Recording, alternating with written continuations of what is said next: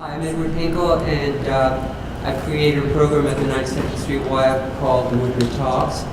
And as I don't consider myself an intellectual or an educator, but as an artist, I feel that the most authentic way I can share with you tonight is to speak to you personally and hope that something resonates with you in your lives as to how I got there. So I want to back up a little bit and talk a little bit how I got there, and because so much of how we get to these projects and your projects is that something's not right, that something needs to be fixed or changed. And so mine started out as a very personal thing. I was a professional dancer and choreographer for many years, and as I found I could no longer sustain that life, I went into arts administration and have been associate director of the 92nd Street Y Hartman's Dance Center for 17 years.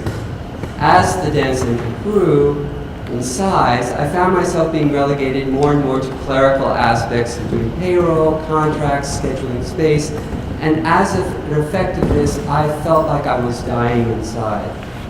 Dying to myself as an artist and a creative, sustaining self that I had been so engaged in for all of my adult life.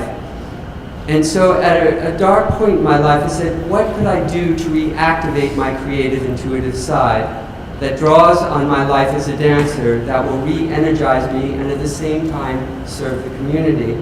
So in thinking about this program this evening, I came up upon this very early statement that I wrote as the impetus for MovementTalks, and I'd like to read that to you. Around 2006, two ideas kept pressing in on me. The first one is something that we all are thinking about, and that is the growing awareness of just how fragile our global community is.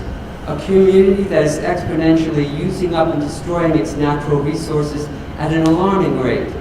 How do we need to change as people in order to create a sustainable future? How do we need to be as people towards ourselves, towards each other, and towards the planet? What human resources lay dormant or latent, or resources we are aware of that remain neglected and need to be brought forward and strengthened in order to help in this transformation? The second idea centers around dance. For most of us, dance is experienced as an entertainment or a social activity, which are very important functions of dance. But dance is an educational tool, dance is an agent for social change, dance that goes deep into our psyche to transport and transform us, to inspire, empower, and to change us. Those timeless moments in great concert dance and ritualized dance.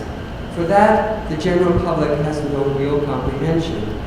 And so the MovementTalks inquiry, what are the unique qualities that dance possesses that can be brought to the community at large in order to assist in this transformation to a sustainable future that needs to take place in our world was created.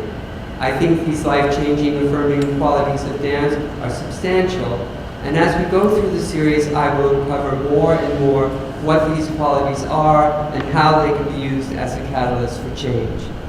And so at this point, I would like to show you a very early Vimeo I did to explain it. You won't see any of the programs themselves, but you will see, hopefully, the impetus behind the series.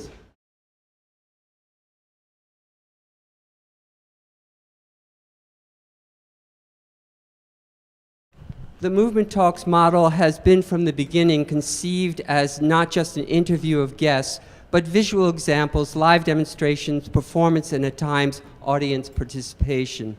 The title of MovementTalks is a metaphor for the multiple meaning that movement is a language that speaks in and of itself. So we talk about movement as in MovementTalks. We look at examples of movement to see how movement talks, and we experience live performances of movement talking. I have done 23 programs so far, and with as many different topics, and just when I think I've exhausted the field, a new point opens up for me, and so next year I have another 6 topics lined up. Finally, I would just like to say that I'm interested in developing this idea of a second stage of the series, whereby I would create an educational curriculum based on the series, of each program being a topic for study by the students. And I just want to say that it's been an incredible personal experience, and I think we all need to cop to the idea that even in our most socially concerned activities, there is a part of us that is engaged there for personal reasons. And I think that's the source of our energies, and it's not a bad thing, but it needs to be recognized.